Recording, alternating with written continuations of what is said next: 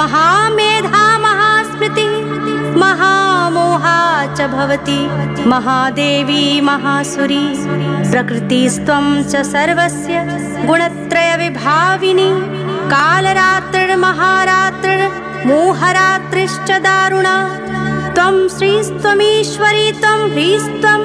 बुद्धिर्बोधलक्षणा लज्जा पुष्टिस्तथा तुष्टिस्त्वं शान्ति शान्तिरेव च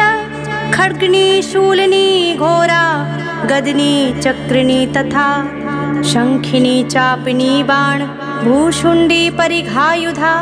सौम्या सौम्यतरा शेष सौम्ये भ्यस्त्वति सुन्दरी परापराणां परमात्मेव परमेश्वरी